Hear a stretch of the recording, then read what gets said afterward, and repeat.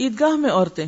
حضرت ام عطیہ رضی اللہ عنہا کہتی ہیں کہ ہمیں حکم دیا گیا کہ ہم سب عورتوں کو حتیٰ کہ حیض والیوں اور پردہ والیوں کو بھی دونوں عیدوں میں گھروں سے نکالیں تاکہ وہ سب مسلمانوں کی جماعت یعنی نماز اور ان کی دعا میں حاضر ہوں. اور فرمایا حیض والیاں جائے نماز سے الگ رہیں، یعنی نماز نہیں پڑھیں یا صف میں نہ بیٹھیں بلکہ پیچھے ہٹ کے بیٹھیں، لیکن مسلمانوں کی دعاؤں اور تکبیروں میں شامل رہیں. تو اس سے بھی کیا پتہ چلتا ہے کہ حائضہ عورت ذکر کر سکتی ہے کہ نہیں؟ جی ہاں، دعا میں شریک ہو سکتی ہے، دعا مانگ سکتی ہے تاکہ اللہ کی رحمت اور بخشش سے حصہ پائیں.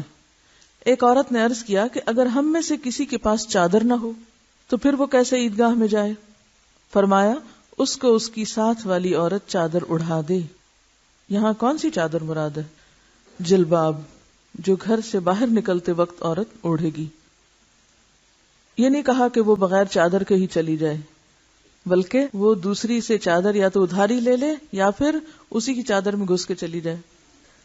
رسول اللہ صلی اللہ علیہ وسلم صحابہ اور صحابیات کو حتیٰ کہ حیض والی عورتوں کو بھی ساتھ لے کر عیدگاہ کی طرف جاتے. آپ کی عیدگاہ مسجد نبوی سے 1000 فٹ کے فاصلے پر تھی. یہ عیدگاہ البقیع کی طرف تھی، یعنی مسجد میں آپ نے نماز نہیں پڑھائی عید کی بلکہ الگ کھلی جگہ پر، اور اس میں سب کو شریک ہونے کا حکم دیا جس میں مرد، عورتیں، بچے سبھی شامل تھے. دیکھیں عید کی نماز تو ہے اجتماعی نماز، گھر میں پڑھنے والے نفل نہیں ہے عید کی نماز، ٹھیک ہے، کیونکہ نکلنے کے لیے کہا گیا نا. اور پھر ان عورتوں کو بھی نکلنے کے لیے اگر کہا گیا جنہیں نماز نہیں پڑھنا، تو پھر جن کو پڑھنا ہے ان کو تو نکلنا ہی ہے. اللہ یہ کہ گھر والے نہیں مانتے تو جھگڑا فساد نہ کریں، لیکن سنت یہی ہے اور ثابت سنت ہے، ٹھیک. اور اس سے مقصود دشمن پر مسلمانوں کی تعداد کا رعب ڈالنا بھی تھا.